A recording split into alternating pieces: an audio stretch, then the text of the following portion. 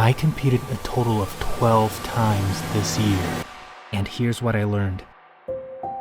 After competing 6 times in 2022 following an excruciating 2 years without competition due to the pandemic, I promised myself at the end of 2022 to push myself harder than I'd ever done before for 2023. Now, as we come to the end of 2023, I've learned a lot over the past year through my experiences, many of which were good, but some of which were bad. And I want to share with you guys the positives and negatives of competing so often. Let's start with the negatives first. As some of you guys may know, I was recently diagnosed with carpal tunnel syndrome, LT injuries, and TFCC injuries. In addition to that, I also suffered an undiagnosed elbow strain after IFA Worlds. Arm wrestling, like any other sport, takes a toll on your body. While we can do as much as we can to stay safe as possible, as a competitive athlete, it's not a matter of if, but when you will get injured. And competing this often just increases the likelihood of injury because of the constant high levels of intensity you expose yourself to. And when you do get injured, it's important to know how to manage it both from a physical standpoint as well as a psychological standpoint. For the first half of the year, I felt great. Sure, I had some losses here and there, but overall I could feel myself progressing each time I competed, and this was extremely motivating to me. When I eventually got injured, it really threw a wrench in my momentum as I could not train the same way as before. Additionally, doubts started to creep in my mind about my own skills and abilities, and it was hard trying to wrestle with these feelings.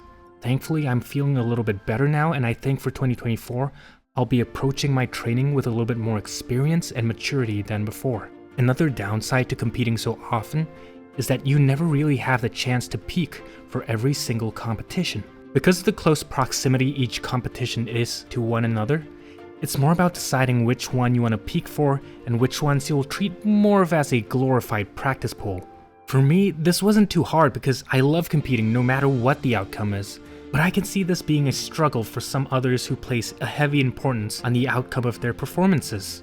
And one downside that might be less obvious is that I got to spend less time with my friends and family. Constantly having to travel and focus my energy on training for competitions takes time away from loved ones, and for some this is definitely a thing you have to consider.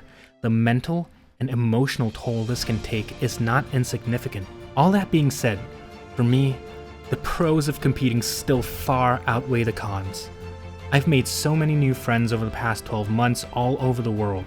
A huge part of competing for me is not just the arm wrestling itself, but getting to meet other people who love the sport just as much as me and sharing our experiences with each other. And related to that, you gain a whole lot more knowledge of what arm wrestling is in other places around the world.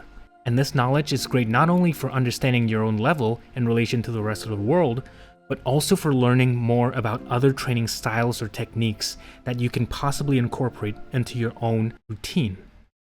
With constant competition, you also get constant feedback on what your strengths and weaknesses are. Each time I competed, I analyzed what went wrong, what was the strength that I was lacking that was holding me back from doing better. With that knowledge, I was able to update my training very accurately to focus on the limiting factor at each point in time, allowing me to progress at a significantly faster rate than I would without this knowledge. Without the constant feedback of competition, I may have spent a little too much time focusing on something that was already strong enough, or maybe neglecting something that I thought was already strong, but in reality was holding me back. The competitions also allowed me to keep my skills sharp all the time. When you spend a long time out of competition, some of the minor things like the setup, strap manipulation, and even your coordinated movement at the ready go start to get rusty.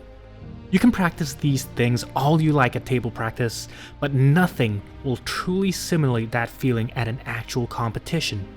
There are just so many more factors to consider. Traveling, the tables not being quite the same, being unfamiliar with the refs, having to cut weight, eating different food, adrenaline rushes, I could go on. But having competed as often as I did, all these things became second nature to me. Sure, I was nervous here and there, but nothing like if I were to, say, take 6 months off and then have to compete at a high level again. Other than those environmental factors, part of the peace of mind comes from knowing very well what you are capable of. If you just competed a month before, you for sure are going to be able to know what you're able to do. The longer you stay away from competition, the more uncertainty is going to creep into your mind about your own capabilities. So guys, that was my arm wrestling journey for 2023. There were ups and downs, but overall, if I had to do it again, I would do it in a heartbeat. I've learned so many things, had so many great experiences this year, and I would not trade that for anything in the world. Let me know what your arm wrestling experience was in 2023, and let me know what your goals are for 2024. Leave all of that in the comment section below. I'm Greg, and I'll see you next year.